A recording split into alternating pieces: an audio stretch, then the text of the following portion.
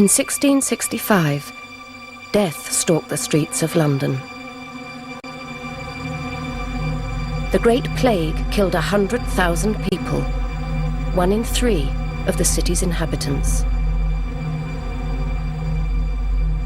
We know something of the horror of that summer through the diaries and letters of the wealthy and the literate, men like Samuel Pepys, who kept a daily record of what he saw. But hidden in the archives of London's churches are other stories.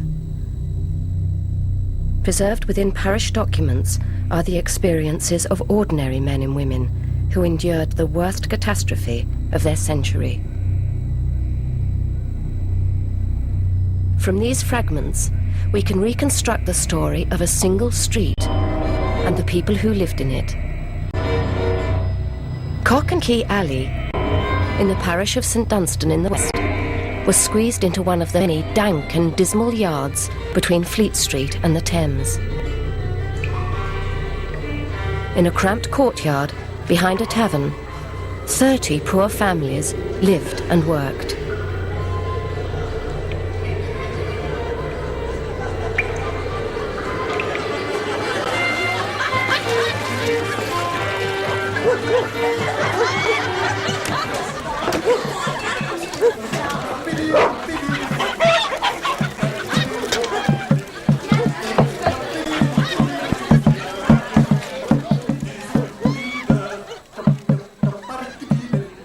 If we try and sort of categorise the people in Cock and Key Alley, they're pretty low down the social scale, but they're not the scum. They're not the very base froth, as some contemporaries would have talked about. They're the sort of person who is just clinging, if you like, to the urban economy.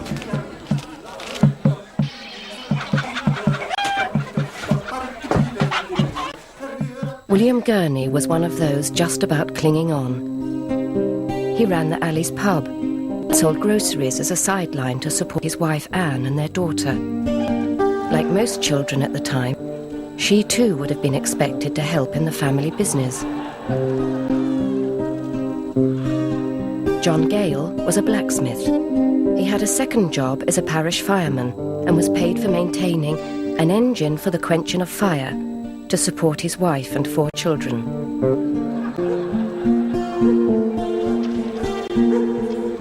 Opposite him lived Thomas Birdwhistle, one of the parish scavengers, responsible for clearing away the filth in the streets. Widow Andrews fostered orphan and lame children. She was now looking after a foundling child abandoned in the street.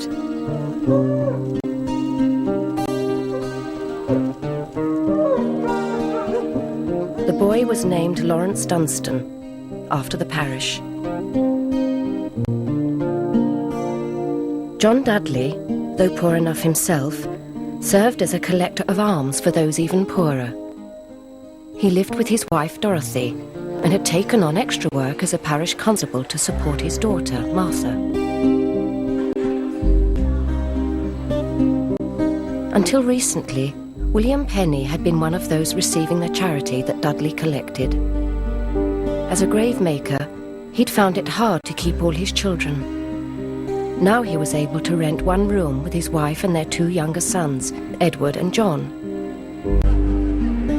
The parish paid for his eldest son, Joseph, to be his apprentice.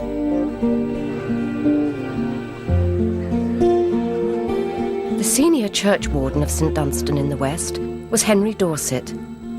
He was the closest thing Cock and Key Alley had to a leader. But before his election as a church official, he'd been as poor as those he now looked after. He'd taken poor relief in hard times. Now his job was to run things. He raised taxes and donations, appointed the constables who kept order, and the rakers who kept the streets clean. And above all, he kept a detailed record of how every penny of parish money was spent. These accounts, written in Henry Dorset's own hand, are the basis for this film.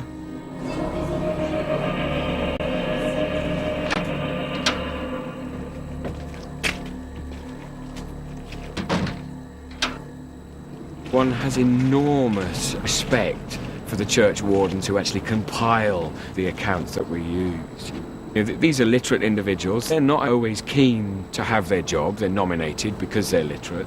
These are people who are looking after, if you like, the community's welfare, the material welfare. They're recording in meticulous detail. To many people, obviously, they're boring clerks, recording, how much a padlock cost and, another shilling for the barbed wire that was keeping the fence together. But that's what life's made of, those little incremental sort of bits of data. From these bald parish accounts, we can piece together the stories of the Gales, the Dudleys, and the Pennies. We can discover what happened to them, and to many others who left no other trace, when the Great Plague struck.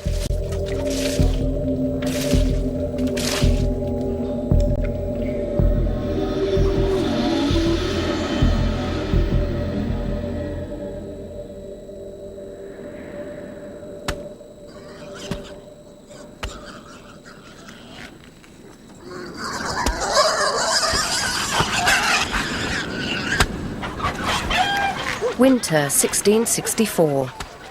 London was thriving. Immigration from the countryside had swelled London's population. It had trebled in size in 60 years and was now home to 500,000 people. London was huge. I doubt if you could walk along, I was going to say the pavement, but of course there weren't any pavements. I doubt if you could push your way along the street.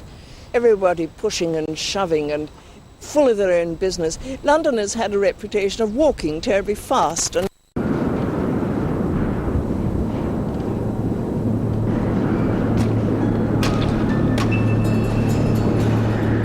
the winter of 1665 was very hard. The Thames froze over for the second year in a row.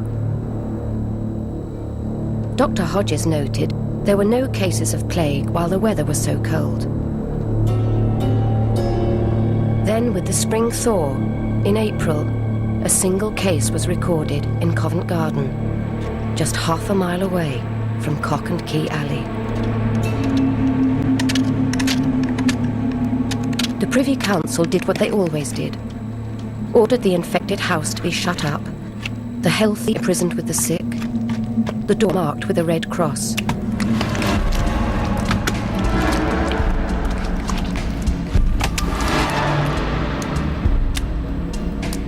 It didn't work. The next week, 2 more cases were reported.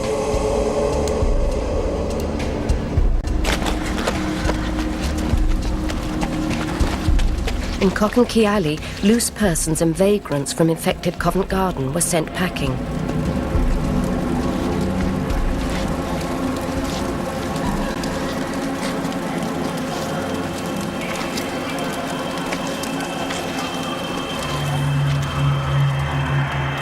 There was no panic yet. Only 2 deaths, and those not even in the parish. But one man was more cautious. He'd seen it all before.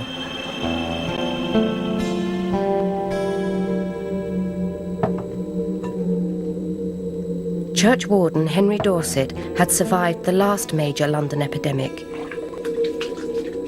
He knew firsthand what plague could do to a person, and an epidemic could do to a city. 3rd of October 1646. Given to Henry Dorset in Fewter Lane, being visited with the sickness to relieve him and his family, out of the money given by the Lord Mayor for that purpose, 10 shillings.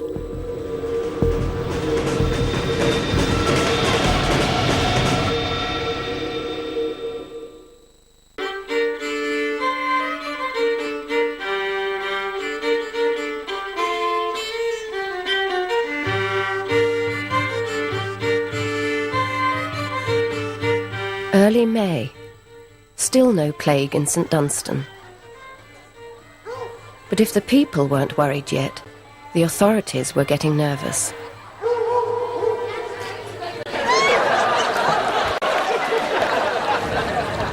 The plague is not really a medical problem. for government and for civic officers. It's a problem of order.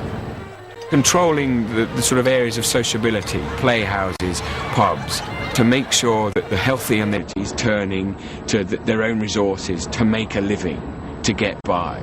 And certainly if we reflect on contemporary stuff, I would hate to think the sort of social catastrophe that would take place in 20th century sophisticated culture if a quarter of the London population went down with some mysterious disease in the space of 3 months.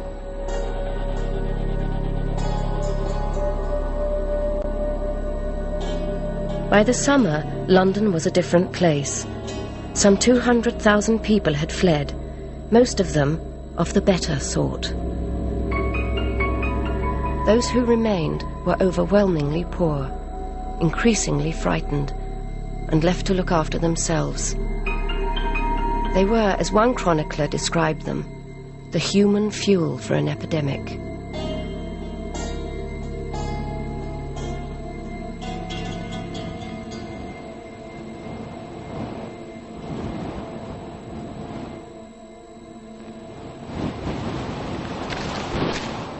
By early June, though there was still no plague in the alley, everyone was taking precautions.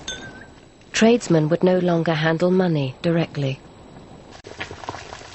Letters were aired over boiling vinegar before being opened. And families began to police themselves, searching their bodies for the telltale plague tokens. The signs were unmistakable. Dark swellings in the neck, the groin, or the armpits. The classical sign of bubonic plague is the bubo, and the bubo develops in a lymph gland that becomes colonized by the bacteria and swells in response to that infection. And the bubo can reach the size of a hen's egg. It's often in the groin or under the armpit, and it can be exquisitely tender and very painful.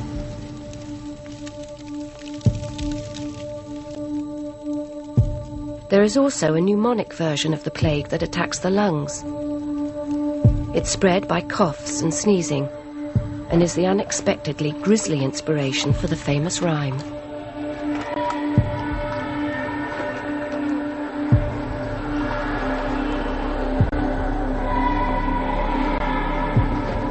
The nursery rhyme Ring a Ring a Roses tells the story of pneumonic plague in a nursery rhyme form. So the ring of roses refers to the purplish coloured rash that develops on just under the skin after the development of plague. The a tissue refers to the spread of the infection by coughing and sneezing, and the line "we all fall down" refers to the individual literally falling down and dying.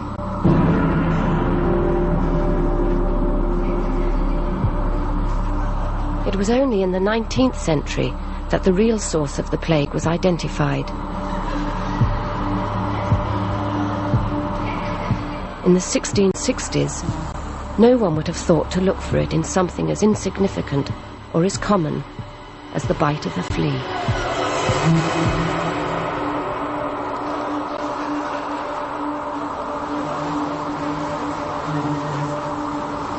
The way in which plague is transmitted from the rodent host to man is via the flea. The flea feeds on the infected rodent, and the blood meal containing the bacteria become enmeshed in a clot of blood within the flea's stomach. Now, at that stage, the flea can't digest the meal, and when it subsequently feeds on another host, whether that be another rodent or whether it be man, it actually regurgitates that blood meal containing the bacteria back into the host, so the bacteria are effectively injected just under the skin.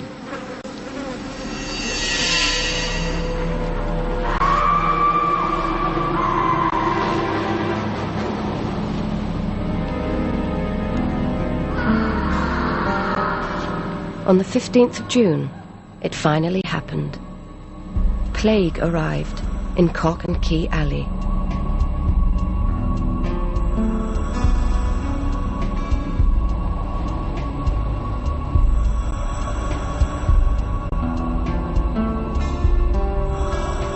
The victim was the widow, Rebecca Andrews, who cared for the foundling children of the parish. But that didn't stop the plague orders being enforced against her. She was shut up in her house.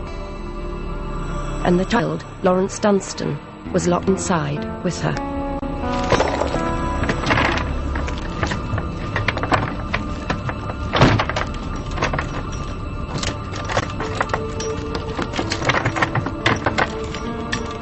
Paid to John Gale, the smith, for hasps, hooks and a padlock, and fitting them on, 3 shillings and 2pence.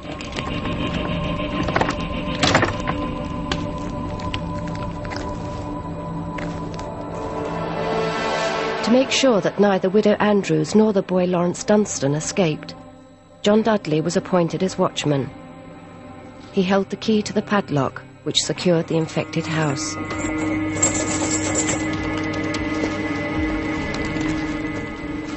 One of the responses by civic officials was to have watchers and warders posted in key areas, like the corner of Fleet Street and Cock and Key Alley, to make sure nothing untoward was happening. So it's probably a little paranoid to say, but we can think of a society that really is dominated by surveillance. Everybody is watching everybody else.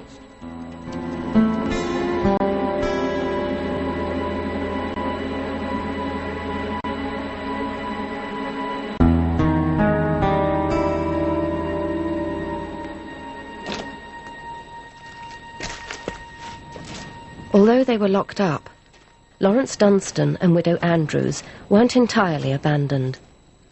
The parish provided food, drink, and some basic medical care. Sarah Fletcher was one of 3 nurses caring for the Alley's sick and dying.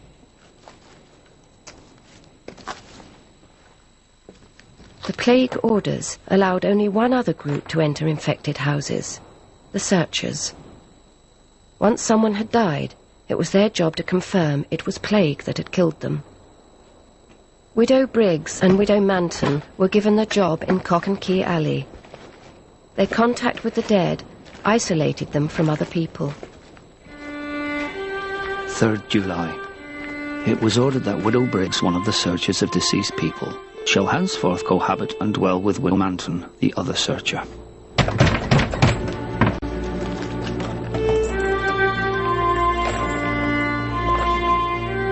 It was they who entered Widow Andrews' house and found her dead of plague.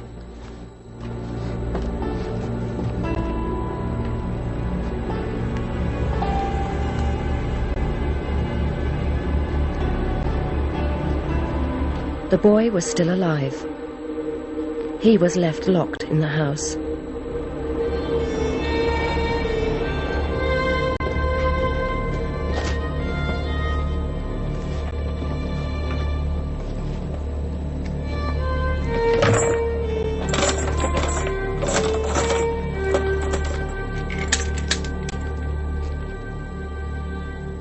The next day, Lawrence Dunstan, too, had died.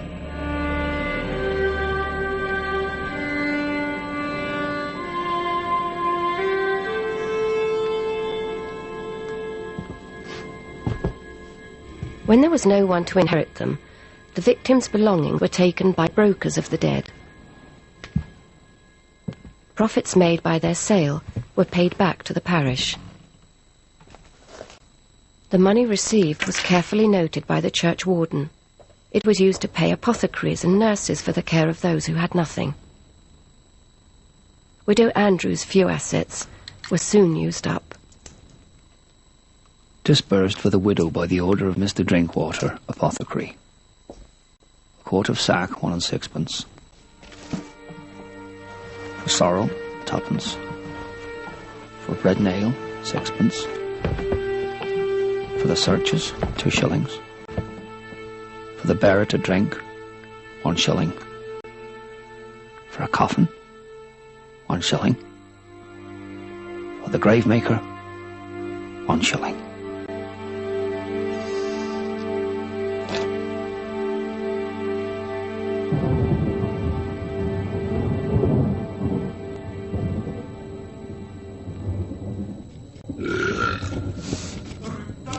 Preventatives intended to ward off the plague were everywhere.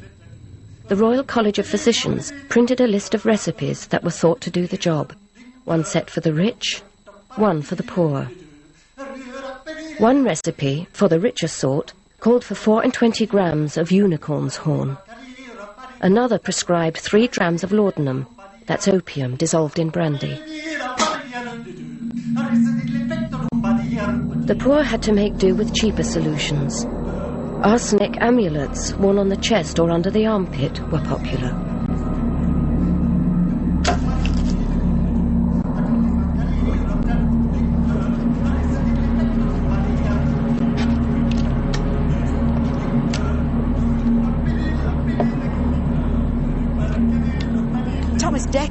When he's describing the Great Plague of 1603, notes that rosemary goes up in price from a shilling for a huge armful to 6 shillings for a tiny little bunch, because people were so anxious to be able to go around holding it to their noses. And this is why you have a pomander when you go out into the streets, or smoke tobacco.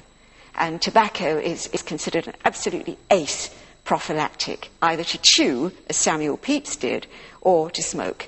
Because that drives away the miasmas. Even children were encouraged to smoke, and boys at Eton were flogged for refusing. Children were also given the alcohol and opium-based brews.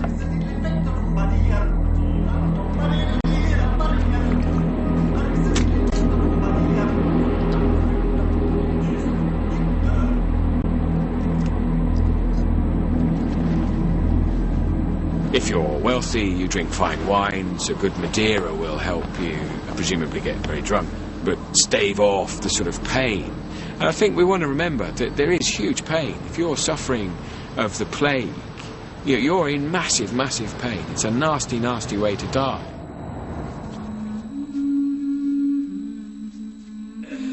But nothing had any effect. In Bockingkey Alley, by late June, 6 had died.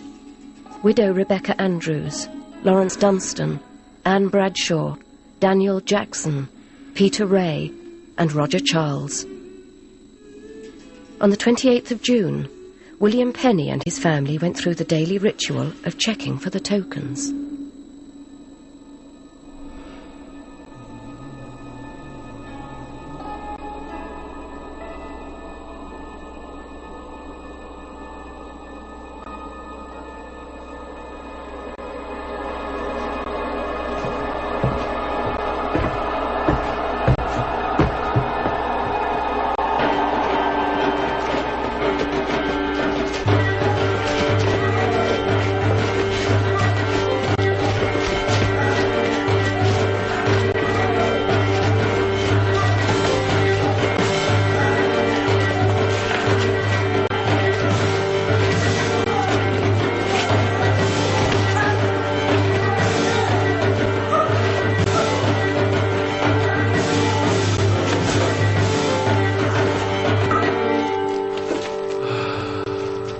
Finding the sign, he knew it wasn't just his own fate that had been sealed.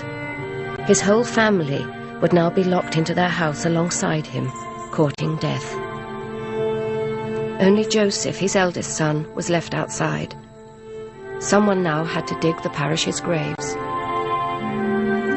Whereas it appeared that the house which William Penny lived in Cocknkey Alley in this parish was visited and shut up with the sickness, he, the said Penny, being gravemaker, it was ordered that he be forthwith discharged, and that Joseph Penny, his son, be gravemaker.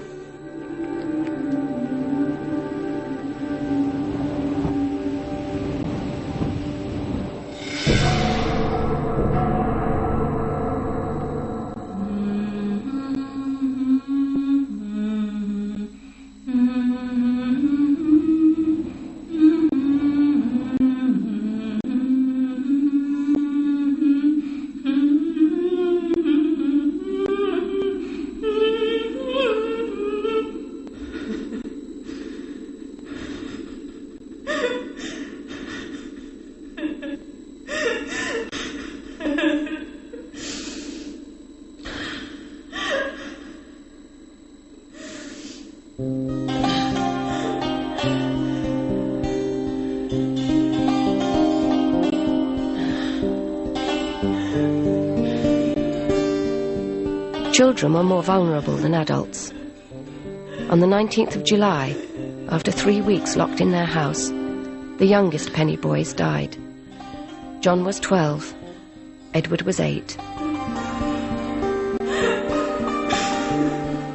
As their families died around them, London's poor were left to cope alone.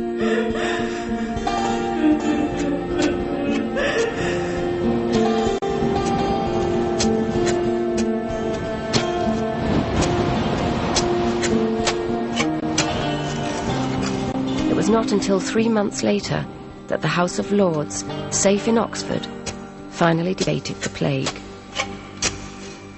They came up with 2 proposals: that no member of the Lords should be shut up in their house, and that no plague hospital be built, as they said, near to persons of note and quality.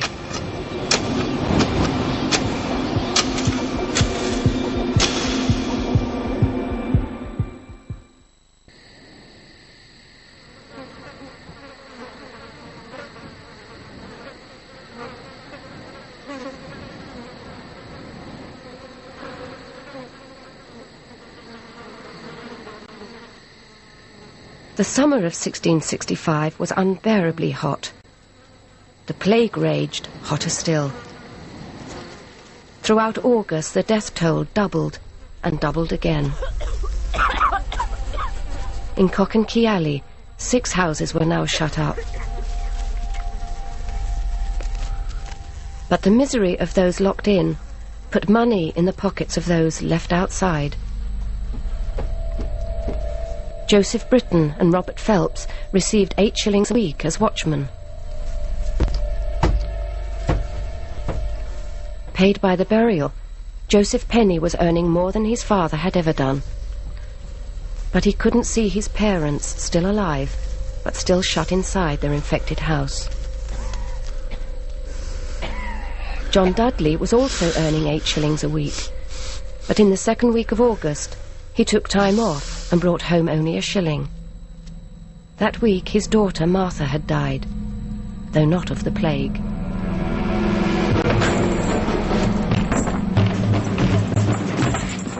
But no one in the alley earned more than John Gale the blacksmith, and chief enforcer of the locking up order. 17th August. Paid Mr. Gale the smith for a lock and fitting it upon Mr. Birdwhistle's door. 1 shilling and 8pence.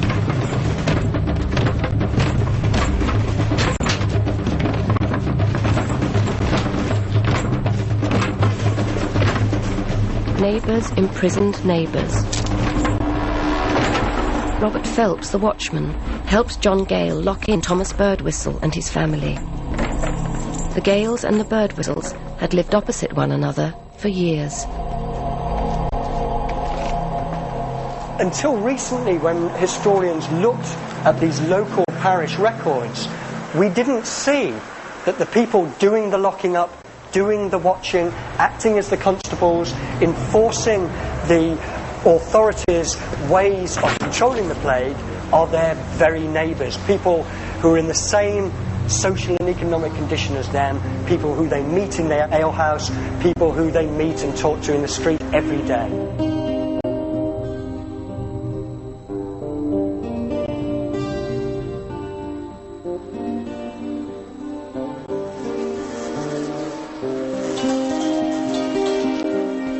But the business of locking up exposed people to danger.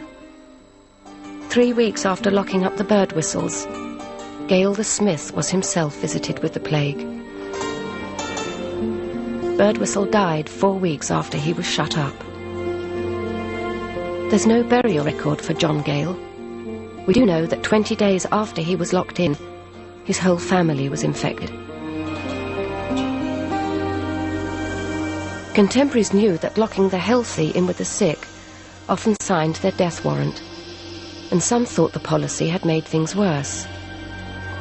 This shutting up would breed a plague if there were none. Infection may have killed its thousands, but shutting up hath killed its 10,000s.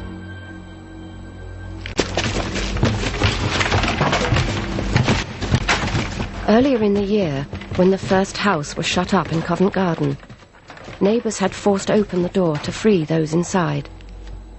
But this was the only show of dissent on record. Few seem to have fought incarceration.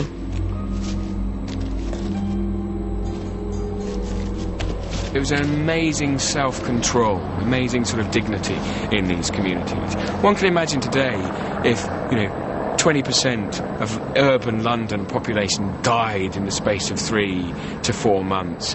This town would be a ruin. There would be riots and God knows what. But in early modern London, these were sort of self-disciplined individuals who struggled and made a life. There was an alternative to the shutting up policy. Plague victims could be taken to pest houses, hospitals which effectively isolated the sick, removing them from contact with the healthy. But in London this was rarely done. Only 5 pest houses were built, all outside the city walls. One in Marylebone Village, despite the protests of those living there. Another in Soho's Golden Square. The city had acquired land for 3 more pest houses, but they were never built.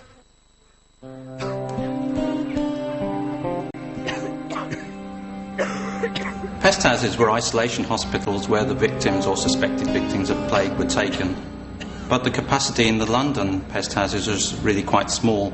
There was accommodation for about 600, which is less than 1% of those who died from plague in 1665. And that compares with some continental towns such as Amsterdam, Milan, Genoa, where there was room for hundreds in individual pest houses. I say in the continent they have much stricter mechanisms much earlier on. They have a much more sophisticated system of plague hospitals, for example, where people are transported quite early on in the outbreaks of the disease. Now in London that's not done so much. The facilities aren't available. No records survive from London's pest houses, making it impossible now to judge their effectiveness as places of cure or care. But it seems likely that isolating the sick did reduce the number of healthy people exposed to infection. More pest houses and less locking up might just have reduced the death toll. As it was, unsupported by government, London's pest houses had a fearsome reputation. Most doctors having fled, pest houses were staffed by nurses. Drawn from poorest women, they needed no qualifications, except that of being prepared to do a dangerous job. Lancing the buboes was thought to relieve the suffering. But far from being praised for taking on such life-threatening work, the nurses were blamed for the ferocious spread of the disease. These wretches, out of greediness to plunder the dead, would strangle their patients and charge it to the distemper in their throats. Others would secretly convey the pestilential taint from the sores of the infected to those who are well.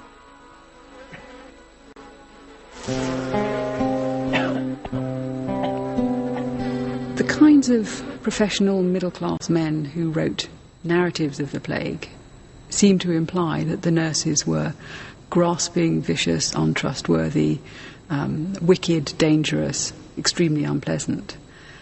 But it's very difficult to separate this rhetoric from the reality of what it would have been like to be an older, poorer, destitute woman trying to make a living in the most appalling human catastrophe that anybody could experience.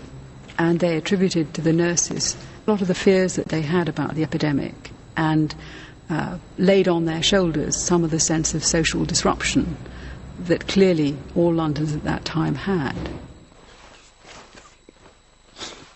Even the nurses treating the victims in their homes, as Sarah Fletcher did in the alley, were accused of being little better than thieves.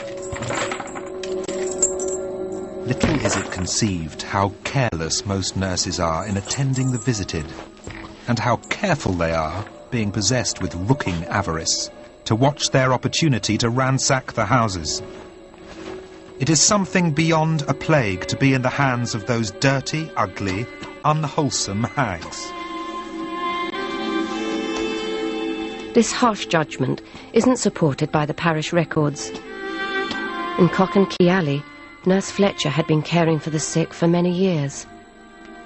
Poor as she was honest enough to declare money she'd found in the home of a plague victim, even though it amounted to more than a month's wages. 27th of July, received of Nurse Fletcher £1 and 8 shillings, which was left in Goodman Short's trunk in Cock and Key Alley.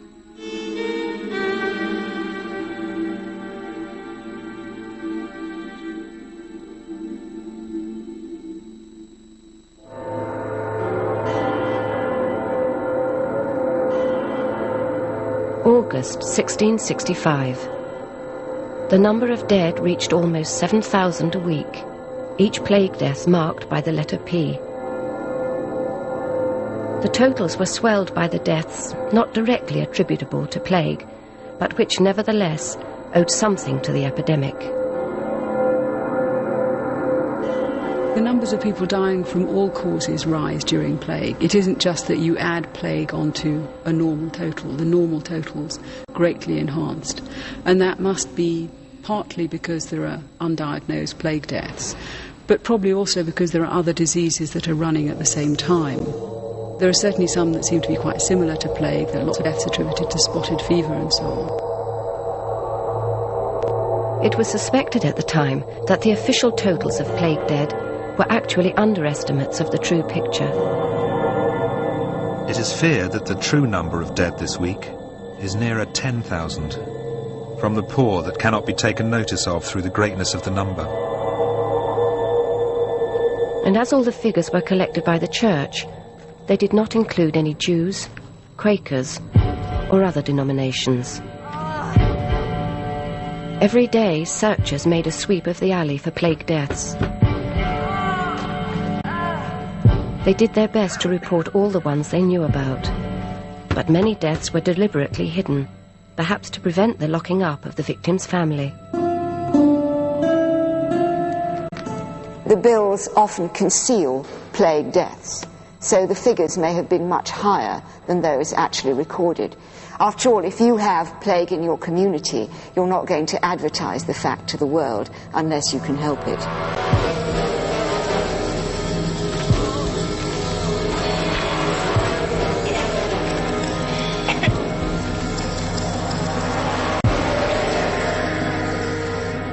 Many cases only came to light when the infected were forced to call for help.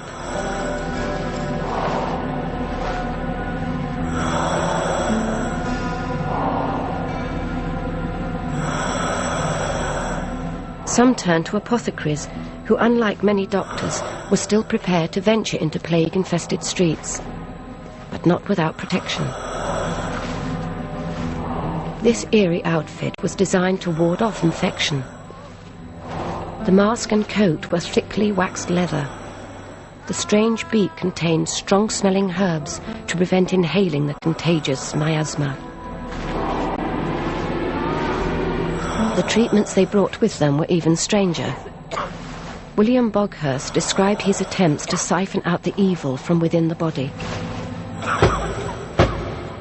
Boghurst writes about having a mastiff at the breast of a woman in order to protect her against the plague. And this must seem to us to be one of the wildest and weirdest ideas about disease. But in fact, it's heir to a long medieval tradition, which is that you apply an animal to one of your lower extremities usually, often a decapitated pigeon or cock, and that sucks out the corrupt humours from your body through the pores and makes you fit. So there is a logic behind it, albeit one we would find rather bizarre. Another method recommended by the Royal College of Physicians was to try to burn out the bubo. To break the tumour, take a great onion, hollow it, put into it a fig, rue cut small, a dram of Venice treacle, put it close stopped in a wet paper, and roast it in the embers. Apply it hot under the tumour.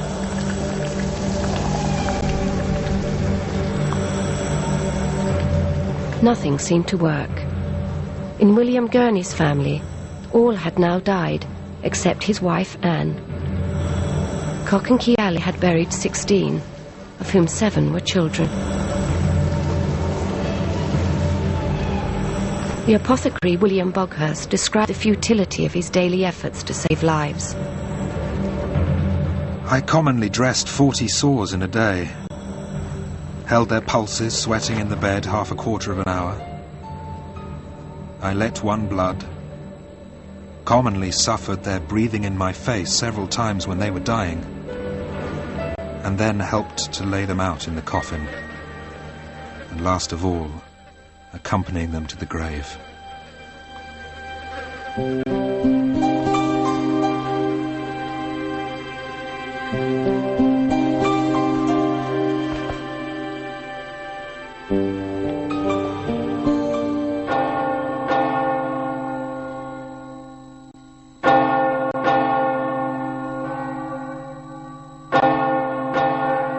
Hundreds were now dying every day. Thousands were shut up, waiting to die. Church bells were rung for every death. The bells were hoarse with tolling. And then, a small act of mercy. On the 12th of August, the Lord Mayor issued a proclamation. For one night, the healthy were put under curfew, and the imprisoned were released. My Lord Mayor commands people to be within at 9 at night, that the sick may have liberty to go abroad for air.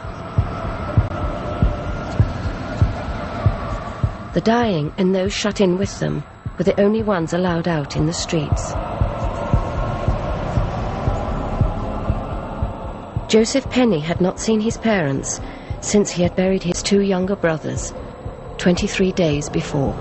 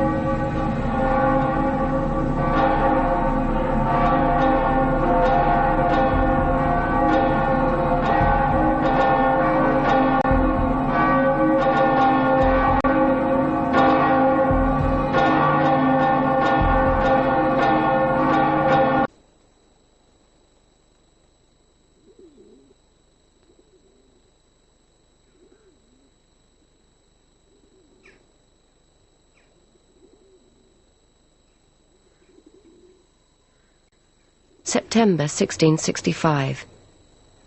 The city now lay silent. No bells rang for the dead. There die so many that the bell would hardly ever leave ringing, and so they ring not at all.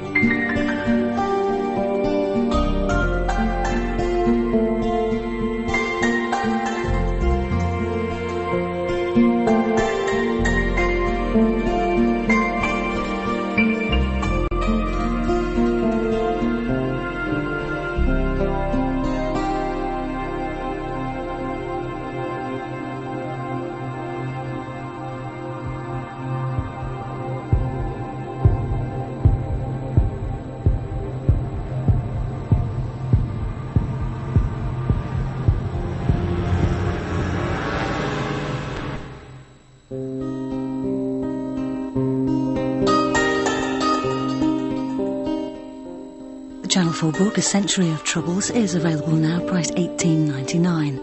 To audio a copy, call 0870 1234 344. You can also explore the 17th century further at channel4.com/history. Tomorrow night, 4 examines what led to the sinking of a state-of-the-art British destroyer at the height of the Falklands War, going critical on Tuesday at 9:30.